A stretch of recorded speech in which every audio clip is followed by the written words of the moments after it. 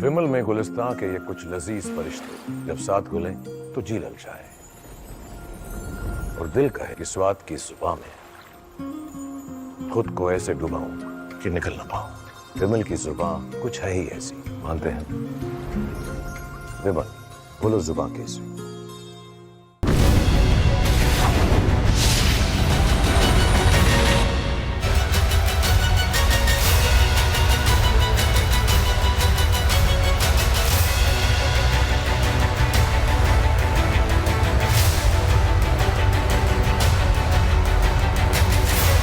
नमस्कार, रिपब्लिक भारत देख रहे हैं आप। आपके साथ मैं हूं सुमित चौधरी और वक्त हो गया है आपके फेवरेट शो तरकश का। और तरकश में आज आपको बताने वाला हूं कि आखिर क्यों बॉर्डर एरियाज पर एक बार फिर से सरकार करने जा रही है मॉक ड्रिल। आखिर इसके पीछे इसकी वजह क्या है इसकी इनसाइड स्टोरी, और साथ ही तेज प्रताप यादव की लव स्टोरी में अब ट्रायंगल में कौन आई है मिस्ट्री गर्ल, बताने वाला हूं आपको। लेकिन शुरुआत करने जा रहा हूं आज की सबसे बड़ी खबर के साथ, क्योंकि उत्तर प्रदेश में बदमाशों के बीच में हाहाकार मचा हुआ है। उत्तर प्रदेश में लगातार बाबा की पुलिस अपराधियों का काल बन रही। एक के बाद एक अपराधियों के एनकाउंटर किए जा रहे। 24 घंटे, मात्र 24 घंटे में 10 एनकाउंटर, यानी कि संदेश साफ है, योगी राज में उत्तर प्रदेश में किसी भी तरीके का गुंडा राज नहीं चलेगा। देखिए,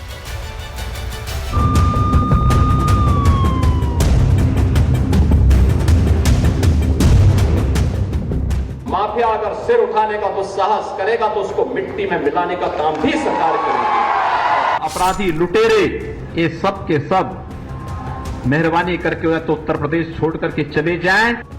24 घंटे में 10 एनकाउंटर, थर थर कांपे हिस्ट्री शीटर। यूपी में बदमाशों को यमराज से मिलाया जा रहा। बाबा की एनकाउंटर स्पेशलिस्ट टीम का एक्शन जारी। बदमाश या तो बदमाशी छोड़ दें या यूपी छोड़ दें, लास्ट चेतावनी। यूपी में बाबा का राज है और योगी आदित्यनाथ कई बार कह चुके हैं कि यूपी में रहना है तो अपराध छोड़ने होंगे, और यूपी पुलिस अपराधियों के खिलाफ तगड़ा एक्शन ले रही है। पुलिस ने पिछले 24 घंटे में ताबड़तोड़ 10 एनकाउंटर किए हैं। पुलिस की इस कार्रवाई से हिस्ट्री शीटर्स में डर का माहौल है। अपराधियों को यूपी पुलिस में अपना काल दिखाई दे रहा है। इस मुठभेड़ में कई बड़े बदमाशों के एनकाउंटर हो चुके हैं। सभी ऐसे क्रिमिनल्स हैं जिनकी पुलिस को लंबे समय से तलाश थी। लखनऊ में जहां पुलिस ने रेप के आरोपी को मुठभेड़ के बाद अरेस्ट किया, तो वहीं गाजियाबाद में सिपाही के हत्या के आरोपी को गिरफ्तार किया गया है। शामली में 25,000 का इनामी बदमाश पकड़ा गया है, तो वहीं झांसी में पुलिस और बदमाशों के बीच मुठभेड़ हुई। बुलंदशहर, बागपत, आगरा, जालौन, बलिया और उन्नाव में एनकाउंटर के बाद पुलिस ने कई क्रिमिनल्स को अरेस्ट किया है। वहीं लखनऊ में रेप के आरोपी का एनकाउंटर किया गया है, तो गाजियाबाद में हत्या के आरोपी के पैर में गोली लगी है। शामली में गौ तस्कर के साथ मुठभेड़ हुई है, तो वहीं झांसी में इनामी बदमाश को गोली लगी है। बुलंदशहर में रेप के आरोपी का एनकाउंटर किया गया है। वहीं बागपत में लूट का आरोपी पुलिस के हत्थे चढ़ा है। बलिया में फरार अपराधी को गोली लगी है, तो आगरा में चोरी के आरोपी का एनकाउंटर किया गया है। वहीं जालौन में डकैती के आरोपी के साथ मुठभेड़ हुई है। वहीं उन्नाव में हिस्ट्री शीटर के साथ एनकाउंटर। गुंडे, माफिया, अपराधी, लुटेरे ये सब के सब मेहरबानी करके तो उत्तर प्रदेश छोड़ करके चले जाएं, और अगर उत्तर प्रदेश में रहेंगे तो फिर उनके लिए 2 जगह होंगी। मुझे लगता है उस जगह कोई भी नहीं जाना चाहेगा। यूपी में योगी सरकार का संदेश साफ है कि अपराधी अपराध से तौबा कर लें, वरना बाबा की एनकाउंटर स्पेशलिस्ट टीम यमराज के पास भेजने के लिए पूरी तरह से तैयार है, क्योंकि ऑपरेशन लंगड़ा लगातार जारी है। Bureau report, Republic Bharat. उधर घुसपैठियों के खिलाफ ऑपरेशन घुसपैठिया लगातार जारी है। इसकी शुरुआत हो चुकी है। ढूंढ ढूंढ कर अवैध बांग्लादेशी हो, रोहिंग्या हो, सभी की पहचान की जा रही है। मकसद साफ है कि देश की सुरक्षा के साथ किसी भी तरीके का खिलवाड़ नहीं किया जा सकता। क्योंकि देश में कई अपराधों में इनके नाम लगातार सामने आ चुके हैं और अब इन्हें किसी भी सूरत में बख्शा नहीं जाएगा। और इसी के लिए ग्राउंड पर बड़ा ऑपरेशन चल रहा है, दिखाते हैं आपको।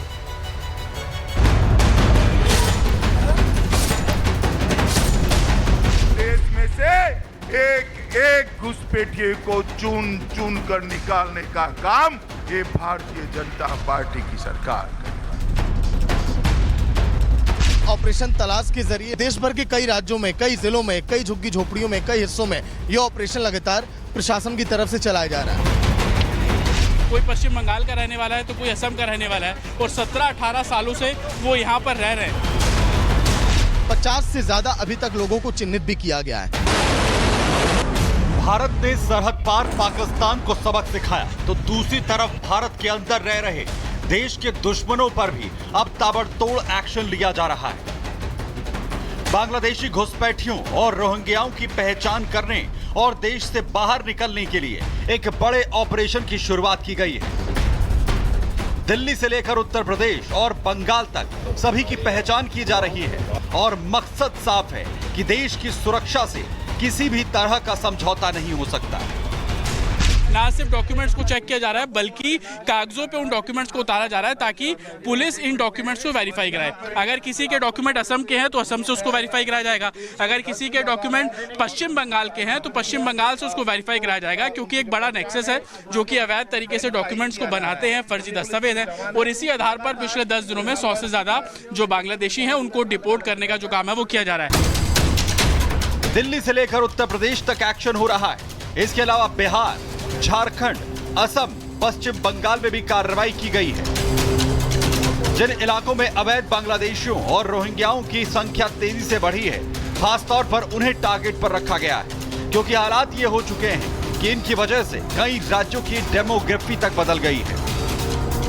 आलम यह है कि गली हो या फिर मोहल्ले, हर जगह इन घुसपैठियों ने अपने अड्डे बना लिए हैं। वहीं इस कार्रवाई में जहां जहां अवैध बांग्लादेशियों और रोहिंग्याओं को पकड़ा गया है, उनमें दिल्ली पुलिस ने जहां 10 बांग्लादेशियों को दबोचा है, 2 दिन में 80 से ज्यादा बांग्लादेशियों को गिरफ्तार किया गया है। उधर बरेली और उन्नाव से बांग्लादेशी और रोहिंग्या अरेस्ट हुए हैं। बरेली में 50 से ज्यादा बांग्लादेशियों की पहचान की गई है। घुसपैठियों को डिपोर्ट करने की प्रक्रिया लगातार जारी है। तो वहीं उन्नाव से म्यांमार की 3 महिलाओं को गिरफ्तार किया गया है। केवल बरेली ही नहीं, देश भर के कई राज्यों में, कई जिलों में, कई झुग्गी झोपड़ियों में, कई हिस्सों में यह ऑपरेशन लगातार प्रशासन की तरफ से चलाया जा रहा है, जिसका मकसद केवल एक है कि आखिर हिंदुस्तान के अंदर कितने घुसपैठी ऐसे हैं जो देश को खोखला करना चाहते हैं। पूछना सही कि आप आधार कार्ड दो और मुझे कागज दो, आप चौकी में पहुँचा जाओ। अच्छा, हाँ, तो आप आधार कार्ड कई बार ना 2-3 बार ले गए। आप लोग के पास, सबके पास कागज वागज? हाँ, सबके पास है। तो आप लोग को डर वर तो नहीं है ना कि अब पुलिस आ रही है? तो डर हर कुछ नहीं है, ये है कि आधार ले जाते हैं, वो सब फोटो कॉपी ले जाते हैं। जो लोग यहाँ पे आवासित हैं और बाहर के रहने वाले हैं, जो वर्तमान में यहाँ पे रह रहे हैं और बाहर के रहने वाले हैं, उनके मूल एड्रेस का वेरिफिकेशन कराया जाना है। और इस प्रक्रिया में अगर कोई बांग्लादेशी या रोहिंग्या मिलते हैं तो उनका डिपोर्टेशन कराया जाना है, जो MHA की मिनिस्ट्री ऑफ होम अफेयर्स की गाइडलाइंस है उनके अकॉर्डिंग। तो इसके लिए हमारे 29 थाना क्षेत्रों में टीमें बनाई गई है। इसके साथ साथ जो डिप्टी SP LIU हैं उनकी टीम तैयार की गई है। जाहिर है राजनीतिक पार्टियों के लिए अवैध घुसपैठिए राजनीति का मुद्दा रहे, लेकिन केंद्र सरकार इस बार किसी भी रियायत के मूड में नहीं है। इसीलिए इन पर नकेल कसने के लिए ऑपरेशन की शुरुआत की गई। तो वहीं महाराष्ट्र के मंत्री नितेश राणे ने महाराष्ट्र में रहने वाले रोहिंग्याओं को सीधी चेतावनी दे दी है। हमारी स्पष्ट भूमिका है, ये हमारे हिंदू राष्ट्र में हमारा ये बंदर है, पोर्ट है, यहाँ पे अगर किसी को काम करना है तो वो हमारे हिंदू राष्ट्र का ही होना चाहिए, हिंदू ही होना चाहिए। यहाँ बांग्लादेशी और रोहिंग्या को इस तरह से कुछ भी काम करने के लिए परमिशन नहीं मिलेगी।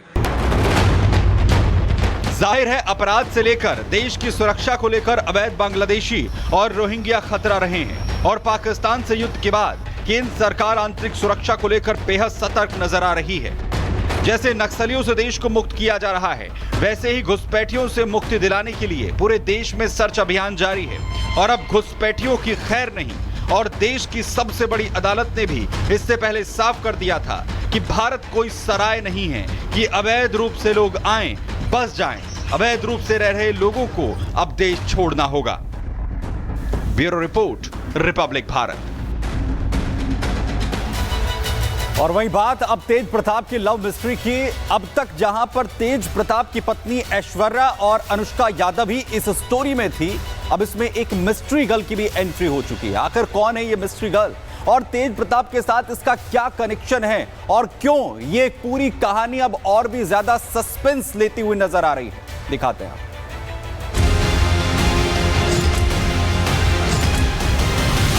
लेकिन 4 लड़का में अगर 3 लड़का का शादी हो तो उसका ड्रीम होता है कि मैं मालदीव जाऊं अपनी वाइफ के साथ।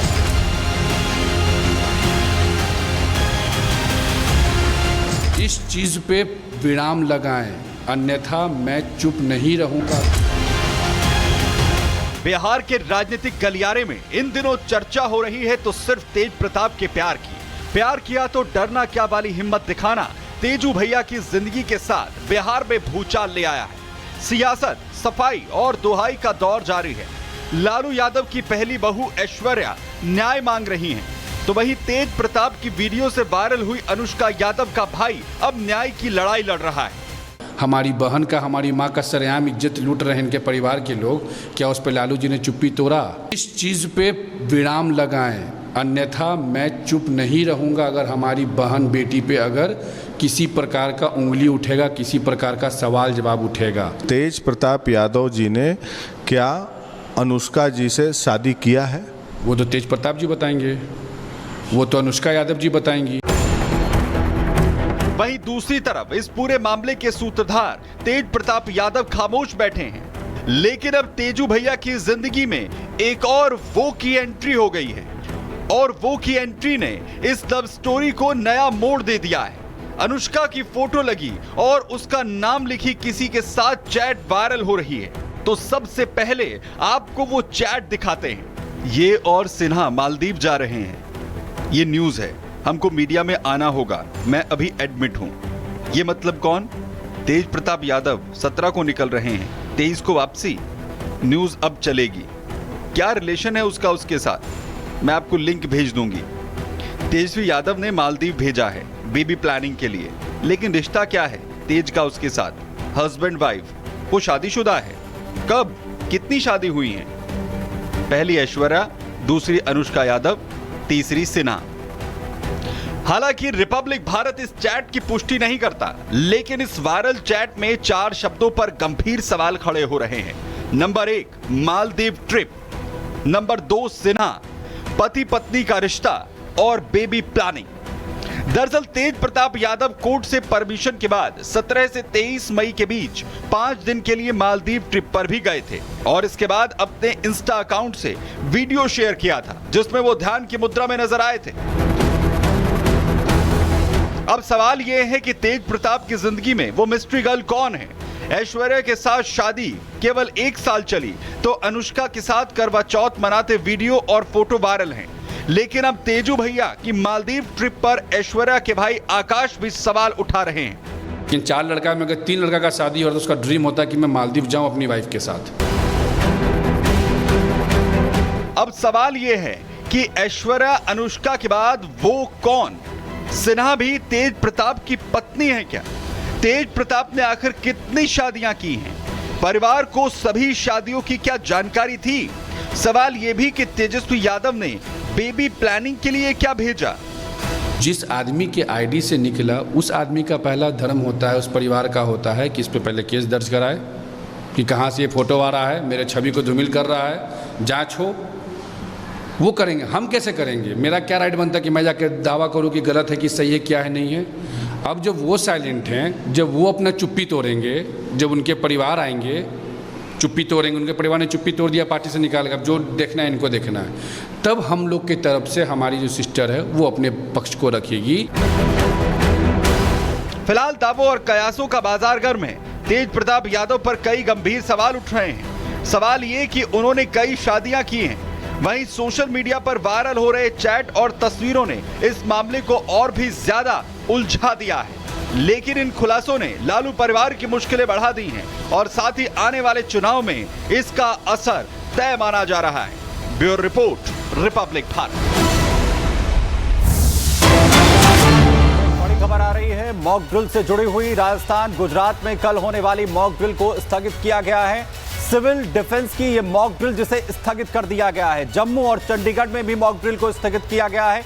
मॉक ड्रिल के लिए जल्द नई तारीखों का ऐलान होगा। दरअसल सीमा से लगे हुए 5 राज्य जिनमें यह मॉक ड्रिल होनी थी, लेकिन फिलहाल इसे स्थगित कर दिया गया है। मॉक ड्रिल को फिलहाल पोस्टपोन कर दिया गया है, यानी राजस्थान, गुजरात, जम्मू, इसके अलावा चंडीगढ़, ये वो तमाम जगह जहां पर मॉक ड्रिल को किया जाना था, फिलहाल इसे स्थगित किया गया है। सीधा मैसेज देने की जो कोशिश है वो इस मॉक ड्रिल के जरिए है कि भारत पूरी तरीके से तैयार है और खासतौर पर जो सीमा से लगे हुए राज्य हैं वहां पर इमरजेंसी के हालात में सतर्कता बरती जाए और इसी को लेकर यह मॉक ड्रिल होनी थी। और भाई बड़ी जानकारी आपको दें, इंटरनेशनल ड्रग सरगना को भारत लाया गया है। इंटरनेशनल ड्रग सरगना को भारत लेकर आई एनसीबी की टीम। मलेशिया से भारत लाने में कामयाबी मिली एनसीबी की टीम को। एनसीबी का सबसे बड़ा मोस्ट वांटेड था आरोपी नवीन चिचकर, जिसे कामयाबी मिली है भारत इंपोर्ट करने में।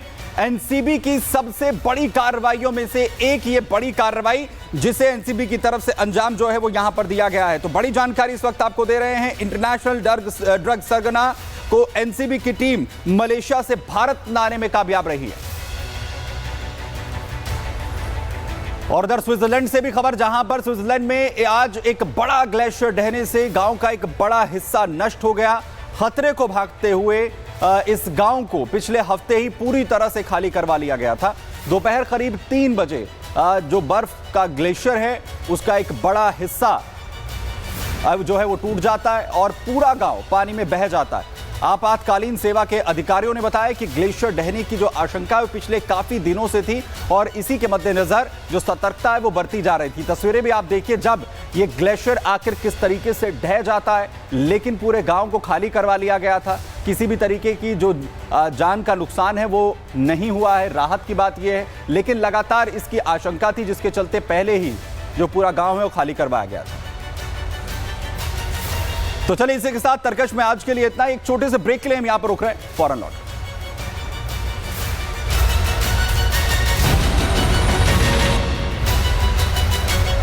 दिल में गुलिस्तां की ये कुछ लजीज फरिश्ते जब साथ घुले तो जी ललचाए और दिल कहे कि स्वाद की इस जुबान में खुद को ऐसा डुबाऊं कि निकल ना पाऊं। विमल की जुबान कुछ है ही ऐसी, मानते हैं ना? विमल बोलो जुबा केसरी।